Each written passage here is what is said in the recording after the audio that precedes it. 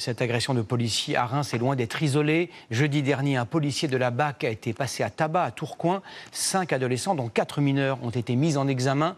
L'an dernier, 17 policiers ont été agressés chaque jour. Certains étaient en service, d'autres hors service, mais avaient été identifiés comme étant des policiers.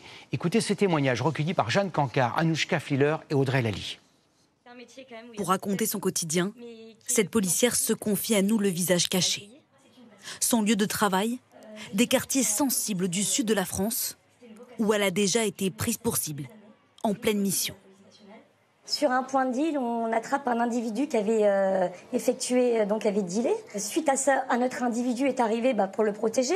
Il a commencé à nous donner des coups de poing au niveau du visage. Nous, on est 3.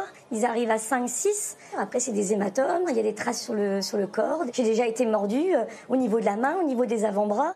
Au-delà des agressions physiques, le plus difficile pour elle, être menacée en dehors de son travail, en présence de sa famille. À la fin de service, il faut toujours vérifier derrière nous, parce qu'on a déjà été suivis. Moi, ça m'est arrivé d'aller au McDo avec ma fille.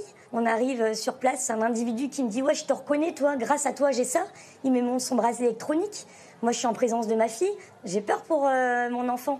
À l'école, je dis, moi, à mon enfant, ne dis pas que je suis policière.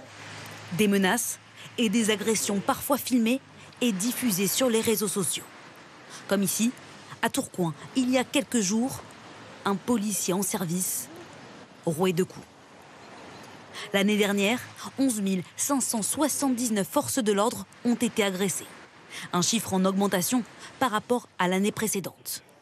Émilie Faroudia est l'avocate d'un des principaux syndicats de police. Depuis 10 ans, elle défend des agents victimes d'agressions de plus en plus violentes selon elle. Un exemple sur son téléphone.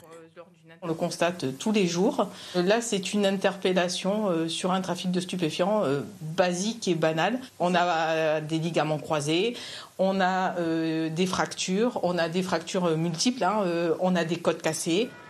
Le ministère de la Justice travaille toujours à l'instauration de peines minimales pour les agresseurs de forces de l'ordre.